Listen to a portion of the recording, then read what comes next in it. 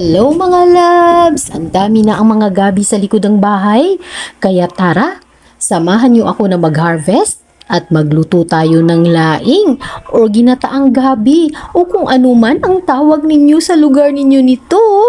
Ganun talaga, may kanya-kanya tayong tawag sa luto ng mga pagkain at may kanya-kanya rin tayo na paraan ng pagluto kaya walang basagan ng trip.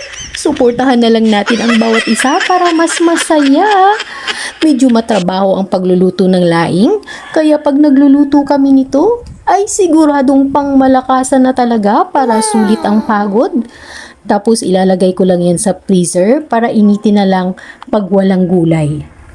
Natapos na nga natin balatan at syempre huhugasan natin yan ng mabuti para matanggal talaga ang mga kumapit na dumi o yung mga lupa-lupa lalo na sa pinaka-root crop niya na paborito ko at huhugasan rin natin syempre ang mga dahon bago natin yan simulan i-blanch para habang pinapakuluan natin siya ay ma-prepare din natin ang ating mga sangkap, panggisa at ayan na nga, mabilis lang naman yung ating paglaga.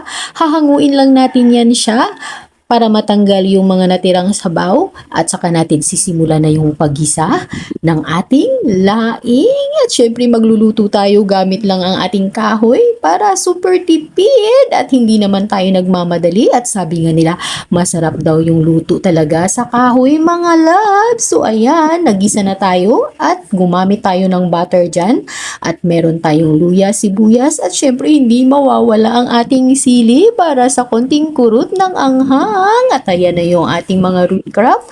Syempre pa, pagkatapos nating ginisa yan, ay nilagay na natin yung unang gata para yan yung gagamitin natin pampalambot sa ating laing. So ayan, nakikita-kita ko na yung sarap ng ating niluluto.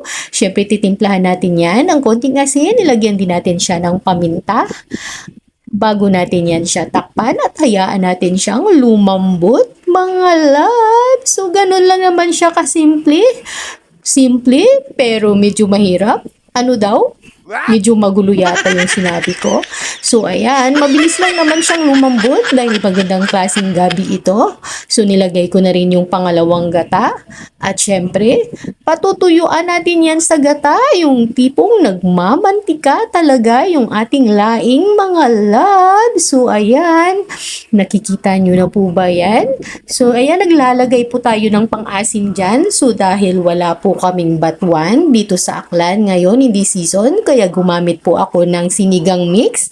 Ang iba naman, ginagamit ay suka. So, depende po yan sa inyong panlasa at kung ano yung available sa place ninyo. So, nakita nyo, umiba na po yung kulay nung nilagyan natin siya ng pang-asim. So, yan po talaga yung nagpapasarap sa ating laing at nilagay na rin natin yung ating daing dyan, yung labahita na nagdadagdag din ng flavor sa ating napakayami na laing. So, ayan, pumuputok-putok na siya at malapit nang magmantika yung ating gata.